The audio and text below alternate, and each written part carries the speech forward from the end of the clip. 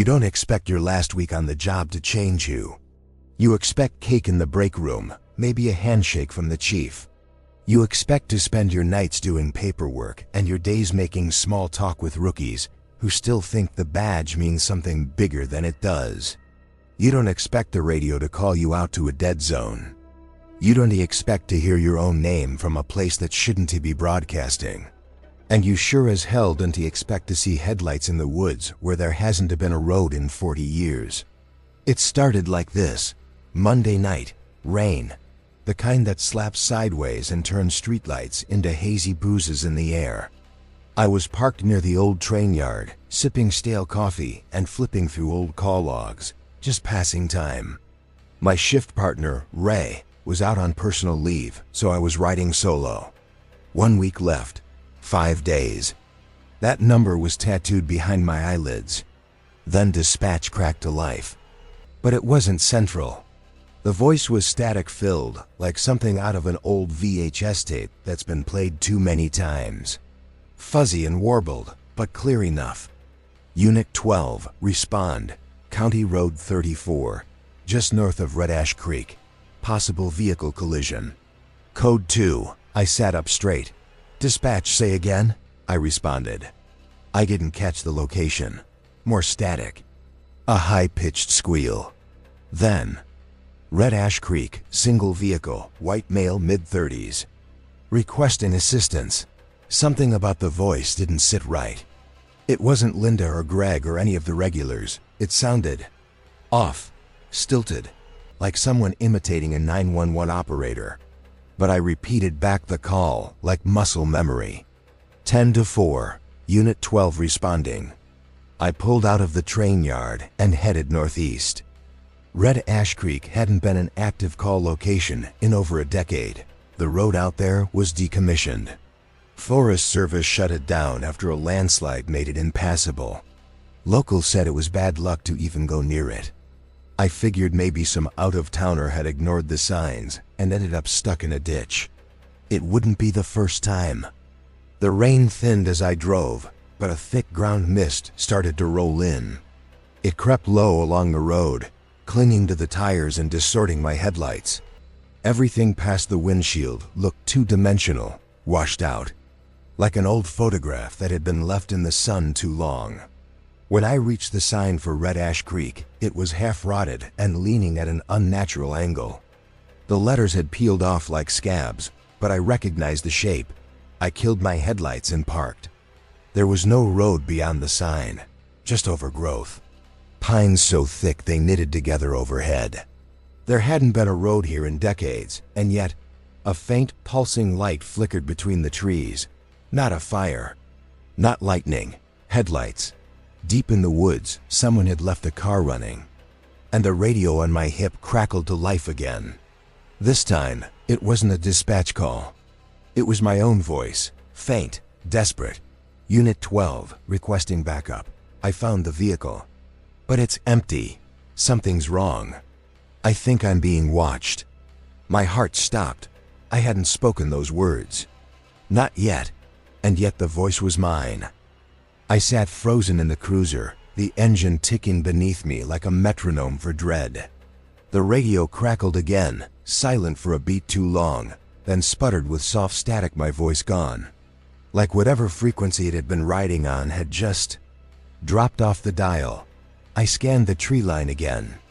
The headlights were still there, steady now, like they were waiting. Against every instinct I had honed over 28 years of this job, I unlatched the door and stepped out. The air was damp and wrong, like the smell of copper pipes and mildew in an old flooded basement. No frogs, no crickets, no wind. Just the sound of my boots pressing into wet leaves and the occasional squelch of mud trying to drag me under. My flashlight flickered the moment I passed the busted Red Ash sign. It was fully charged. I had checked it an hour ago. But now it blinked and dimmed, like it didn't want to reveal whatever lay ahead. Still, I pressed on. The path, or what was left of it, narrowed into something barely wide enough for deer. Branches clawed at my jacket, pine needles matted the earth like fur. And the beams of those headlights seemed farther away now, like a mirage pulling back every time I thought I was close. Then I found the car, a Crown Vic, police issue.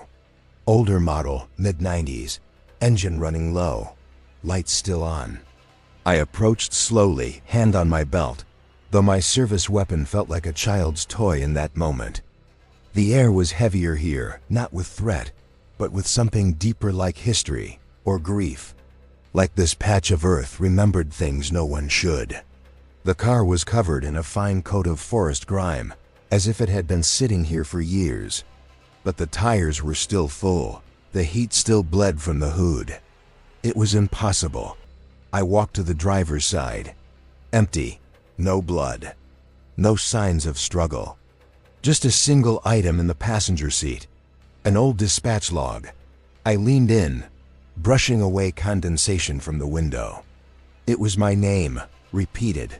Unit 12. Unit 12. Every line filled out with my call sign.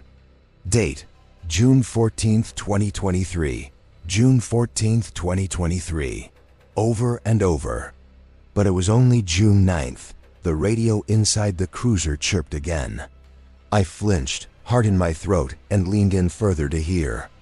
This time it wasn't my voice. It was a woman. Faint, whispering. Not static but breath. I tried to warn you. They never leave once you hear them. They're in the repeaters. They live in the signal now. Then silence. My own radio hissed. Unit 12, status check. It was Linda, Central Dispatch. I grabbed the receiver. Linda, I'm at Red Ash. There's a vehicle here. Police issue. But it's not in any active registry. I need backup now. A pause. Then, Unit 12, Red Ash doesn't exist anymore. You shouldn't be there. And the line went dead. I turned around, and the woods were wrong again. The trees were too close, leaning inward like an audience around a stage. I could still see my boot prints behind me, but they didn't look fresh. The leaves had started curling over them. Like time was folding in, I backed toward the cruiser, but the lights were off now. The engine dead. There was a shadow in the back seat. I couldn't see a face, just the weight of something watching. The dispatch radio sparked again, and it whispered, "Once they learn your frequency, they never let go." I stood paralyzed, the damp air pressing against my lungs like it was made of smoke.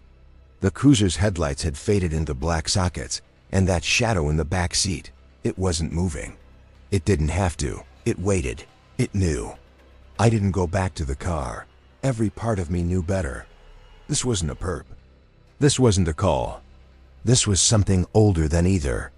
Instead, I backed away slowly, hands raised like I was the one being arrested. I turned toward the trail, except the trail wasn't there anymore. Just trees. Endless rows of them, too evenly spaced, like someone had planted them deliberately to trap me. The dispatcher's voice returned, but it wasn't Linda's anymore. It used her tone, her syntax, but not her voice. Unit 12, status check. Repeat. Unit 12, status check. You're not responding. We are not hearing you anymore. I clutched the radio and squeezed the button so hard my fingers turned white. I'm here, I barked into the receiver. I'm responding. I never stopped. Please tell me where I am. What is this? Static. Then, my own voice, faint and distorted. You were warned. You never should have come back. I dropped the radio like it was on fire. Everything in me said run, but there was nowhere to run to. The trail was gone. The cruiser was cold. The map in my head had turned into scribbles. I did the only thing left. I walked forward into the trees, toward the hum. It was faint at first. A low electrical vibration, like old telephone lines buzzing through mist. It wasn't wind, not really. It was more like a frequency, a living one, pulsing between the trees, echoing through the air. I followed it, step by unsteady step, until I saw something ahead. A fire tower, rusted, wooden stairs splintered and black with rot. But it was real. It was the only real thing I'd seen in hours. I climbed. Each step creaked under my weight, but I didn't stop. When I reached the top, the wind hit me full force, clearing some of the fog from my thoughts. I looked out and saw nothing, no towns, no lights, just endless forest, swallowing everything in every direction, except one spot, directly below the tower. A circle in the trees, flattened, and in the center, my cruiser, running, lights on, door open, like it had never died. My voice came through the radio again. Not from the tower, from the car. Status check. Unit 12, do you read? I staggered back. That voice wasn't from the past. It was from 10 minutes ago. I was hearing my own call looping back through the signal. It hit me then this place didn't trap you with trees. It trapped you in time, in echoes. The second you keyed the mic, it heard you. It knew your frequency. It tuned to it. I don't remember how I got back down the stairs. Just that the signal got louder the closer I got to the ground. I didn't try to go to the cruiser. I didn't try to go home. I walked for what felt like days, until I saw a highway, until I flagged down a trucker who stared at me like I was a ghost. I told dispatch I got lost chasing a false report. I left out the rest. I took a leave of absence. I never went back on duty. I moved states, changed my number. I don't own a radio anymore. I don't even listen to music unless it's analog. But sometimes, late at night, when the house is quiet and the dog's asleep, I still hear it. The soft hiss of static, the click of a mic, and my voice, calling out from somewhere I never escaped. Unit 12. Status check.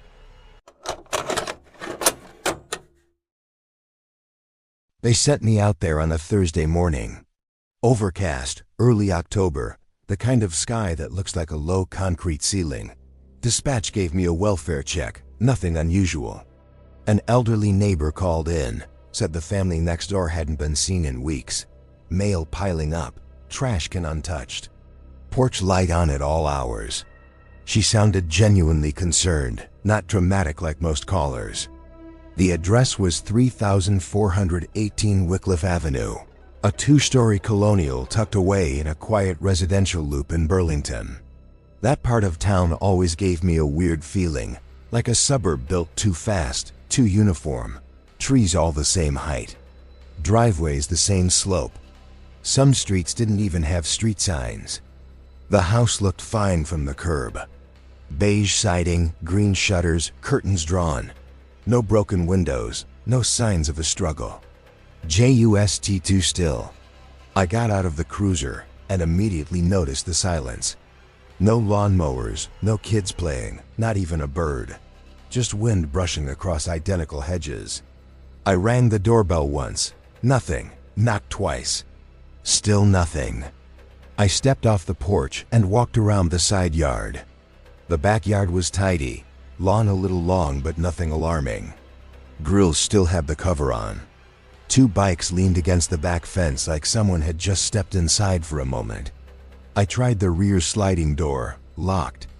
I cupped my hands to the glass and looked in. The kitchen was spotless.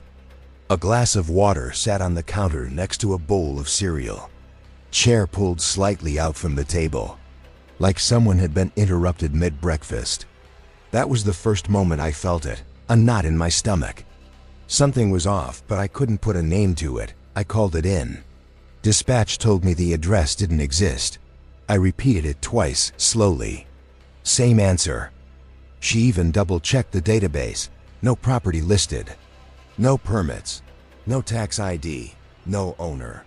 Try a different spelling, I said, though I knew I hadn't made a mistake. She paused. There's no listing for a Wycliffe Avenue at all, detective. I looked back at the street sign. It was there. Wycliffe Avenue, white letters on green metal, bolted to a rusted pole like 1,000 others across town. This is an active 911 call, I reminded her. That means we treat it like it's real. She agreed and dispatched a second unit, just in case. I walked back to the front door and knocked again, louder this time. Nothing. My eyes wandered to the mailbox. Sure enough, it was stuffed. Catalogs, a credit card offer, a gas bill. I flipped through until I found one addressed to Brennan family minus 3418 Wycliffe Avenue. So why wasn't there a record? That's when I noticed something else. There were no tire tracks in the driveway. No oil stains either. No wear. The garage door had dust on the bottom lip, like it hadn't opened in weeks. But someone was living here, I was sure of it. I tried the door one last time. This time it opened. The air inside was still. Not stale like a vacant house, still like the second before a thunderclap. I stepped in slowly, one hand near my belt, eyes scanning. The floor creaked under my boots.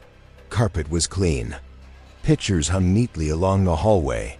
Family portraits, birthday parties, a graduation photo of a teenage girl with braces and red hair. She looked proud, alive. The kitchen was exactly as I'd seen it from the backyard. Half-eaten cereal, milk starting to separate, spoon slightly crusted. I checked the fridge. Milk expired on September 28th. It was now October 12th, 2 weeks. In the living room, the TV was off, remote resting neatly on the arm of the chair.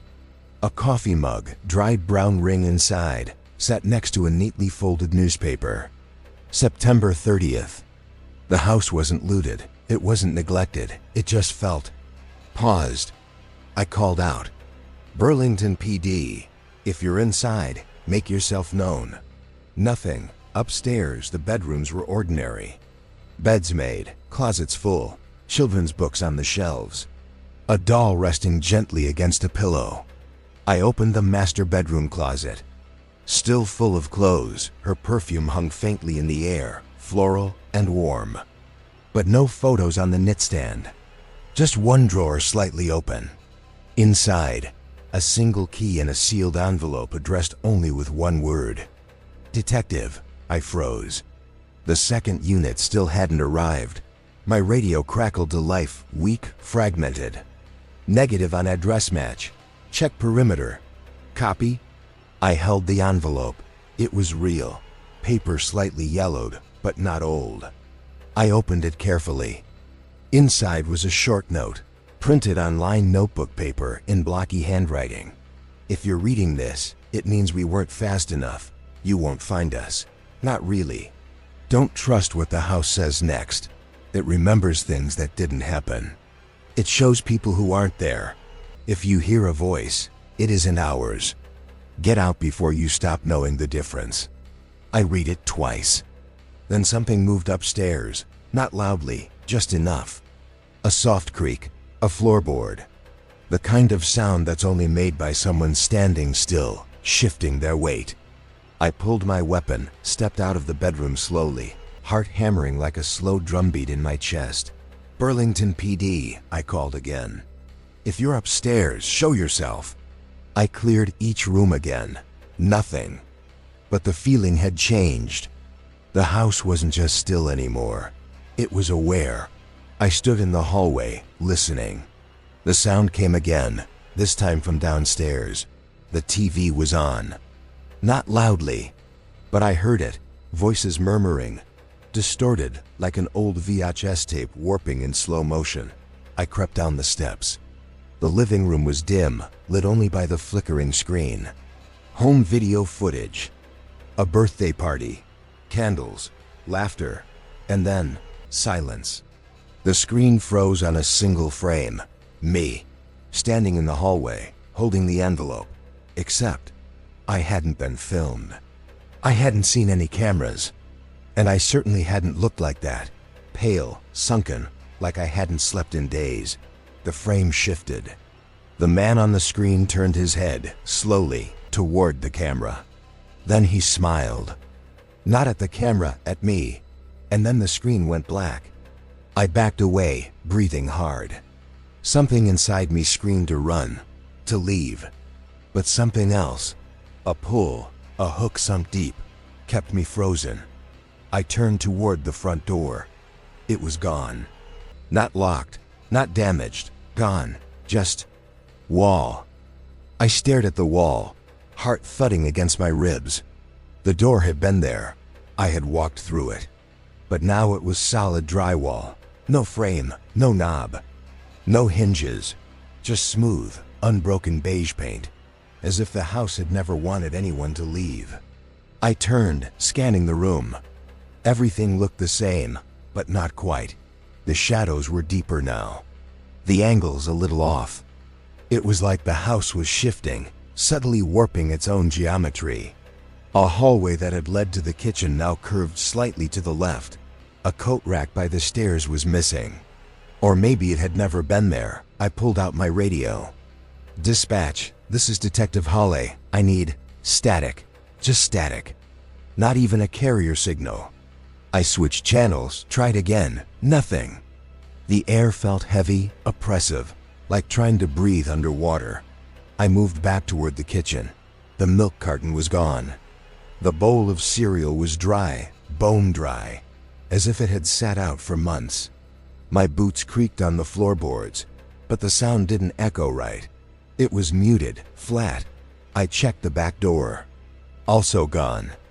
Only a dirty, curtained window remained, showing nothing outside but a thick, impenetrable fog pressed against the glass like a blanket.